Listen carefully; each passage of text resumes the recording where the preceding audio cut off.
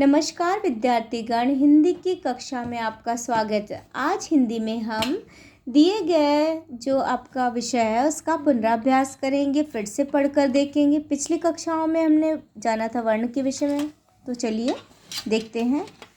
इधर देखते हैं, इधर आओ। बच्चे एक दूसरे को कह रहे हैं इधर आओ।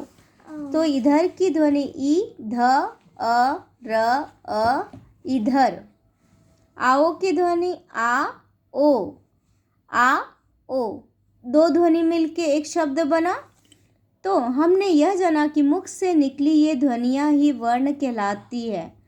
इन ध्वनियों के और टुकड़े नहीं किए जा सकते।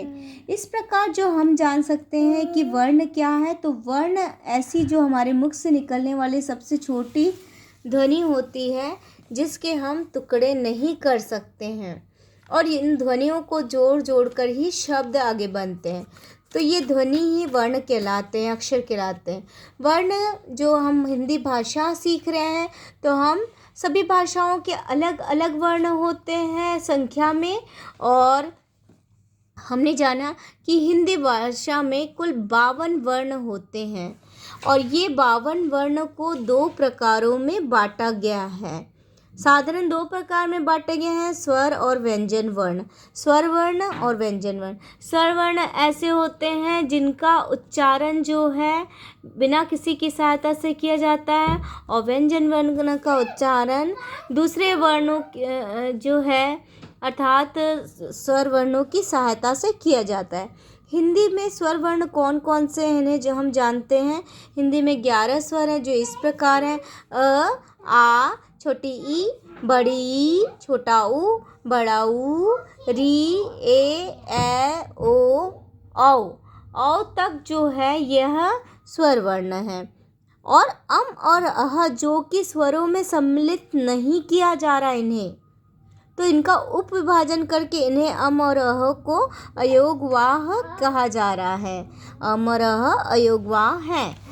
अम और अह अन्य वर्ण है जो न स्वर है न व्यंजन है, इन्हें अयोगवाह कहते हैं। अब देखेंगे साधारण व्यंजन वर्ण जो कितने हैं, 33 साधारण व्यंजन वर्ण है, जो क से लेके हम देख सकते हैं ह तक है। इसके अलावा अन्य आगत वर्ण या अतिरिक्त जो वर्ण है, अतिरिक्त व्यंजन वर्ण है, वो है अड़ और अढ़।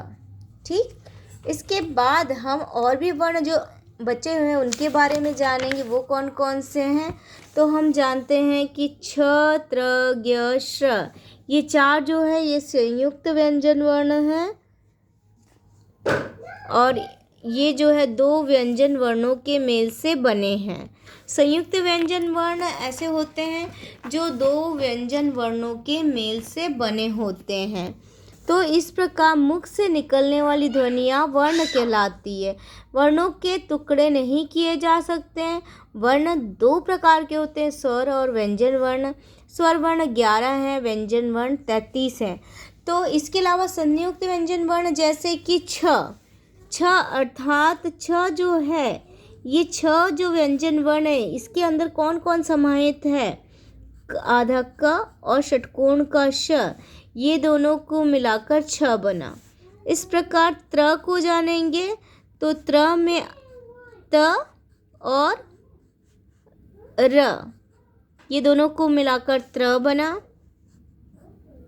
ज्ञ में ज और य को मिलाकर ज्ञ बना, और श्र में ये शलगम का श और र, ये दोनों व्यंजन वर्णों को मिलाकर ये श्र बना। तो 2 को मिलाकर 1 बना, इसलिए इसे संयुक्त व्यंजन वर्ण कहा जाता है। अब हम वर्णमाला के बारे में जानेंगे।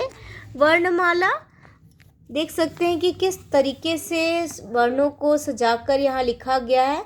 तो वर्णमाला का मतलब ही यह होता है कि जो भी भाषा के वर्ण हैं, जैसे ये हिंदी भाषा के वर्ण जो है अपने क्रम से क्रमानुसार या क्रमिक जो है अपने क्रम से सुंदर तरीके से लिखे गए हैं।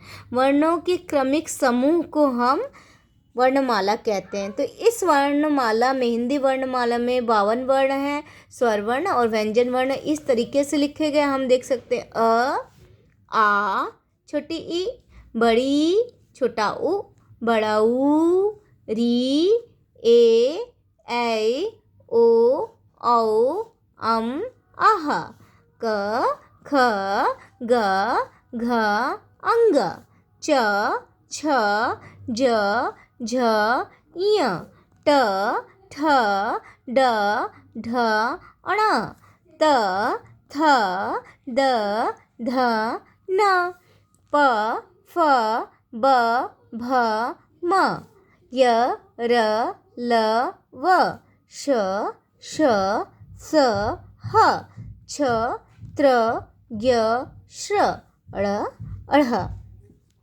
इनका आप क्रम देख सकते हैं कि अ से प्रारंभ होके ये इस तरीके से लिखा गया। यहाँ जगह होने, स्थान होने के बाद भी ये जो है नए जो पंक्ति है, नई पंक्ति या लाइन से ये प्रारंभ हुआ। इस पंक्ति में, इस लाइन में सिर्फ 5 वर्ण हैं, फिर अगले में 5 हैं, फिर ये क वर्ग वाले, च वर्ग वाले, ट वर्ग, थ वर्ग, प वर्ग, तो इनका सबका अपना अपना जगह। यहाँ पे हम दूसरे वर्णों को स्थान नहीं दे सकते। य, र, ल, व ये 4 वर्ण अपने स्थान में रहेंगे, ये जो है ये अपने स्थान पे, ये संयुक्त व्यंजन 4 जो एक ही स्थान पे हैं, तो इनको इसी क्रम से लिखा जाता है और इसी क्रमिक समूह को हम वर्णमाला कहते हैं। इस प्रकार आप इन वर्णों को पढ़कर लिखकर अपनी अभ्यास पुस्तिका में करेंगे, लिखकर देखेंगे और इन वर्णों का सस्वर उच्चारण करेंगे। धन्यवाद। आप सभी का दिन शुभ हो।